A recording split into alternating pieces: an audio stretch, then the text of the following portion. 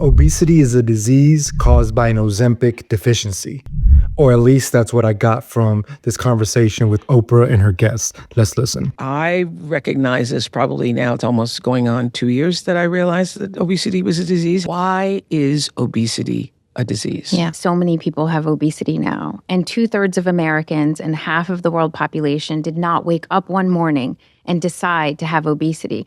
Obesity is not a choice. It is about biology. This is something that I've never heard before. It's unprecedented to me, labeling obesity as a disease. Therefore, if you have a disease, then they can offer you a medication. So let's keep listening. Listen, I've done every diet. Even when I'm not quote dieting, I considered myself eating healthy meals. I'm not a person who, goes to fast food restaurants or I do eat a lot of potato chips. This is something that I think a lot of us struggle with, is that we have an inconsistent understanding of what we actually consume. We might consider ourselves that to eat healthy, to eat a certain way, to be mindful. But when you really start to break it down, you see the reality of the situation. You can talk to a person and they'll tell you they haven't eaten anything all day, right?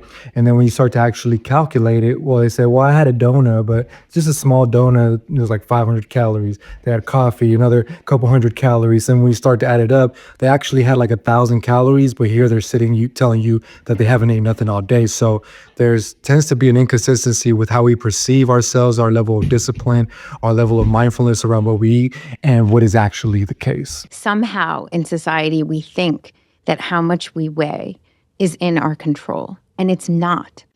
And this point right here, I really do not like, because it is very disempowering to the individual to tell someone that they are not in control of their weight, of their health in any way.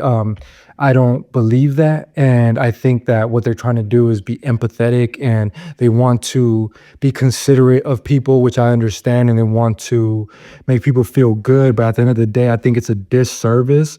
And I don't think that people benefit from this kind of narrative around their self-perception. I think that disempowering people by telling them that they don't have control of their health is very, very detrimental. Can you explain why these GLP medications have been a game changer? The medicines, they target the same receptors as these nutrient-stimulated hormones. In your brain? In your brain. And those receptors are all over the brain, including reward motivation regions of the brain. You're taking this exogenous hormones, these exogenous compounds, and introducing into the body to change your biology. And one thing we know just off of a principle, anytime you introduce something exogenously, like a hormone artificially, there's going to be repercussions to your whole body's biology. And so just as a principle, we know that there's already some flaws here.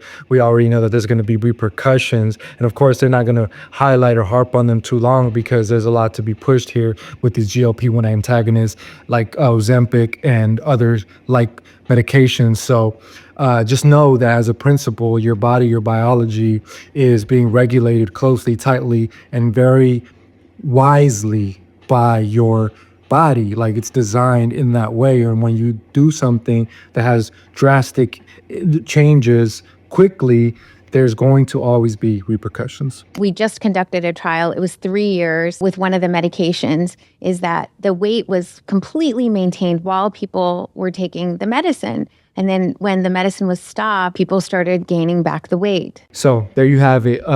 Basically, they're trying to make you a lifelong user of this pharmaceutical medications. And of course, they're painting a narrative saying that this is necessary. And here's the thing. A lot of the things that they mention, I think, are valid. We do live in a society where we have overabundance access to very ultra-processed foods, high, dense calories with little nutrition in them. I do believe that our convenience level is really, really high. I don't, however, think the solution is to use pharmaceutical drugs to change our biology to match that. I think that we need to advocate and create new systems. We need to create new environments that we can put ourselves in, where we can be programmed and be nurtured a healthy lifestyle. We need the culture to embrace a healthy lifestyle and then advocate for companies and products to be made consciously. The solution isn't to change our biology with pharmaceutical drugs. So that's my take.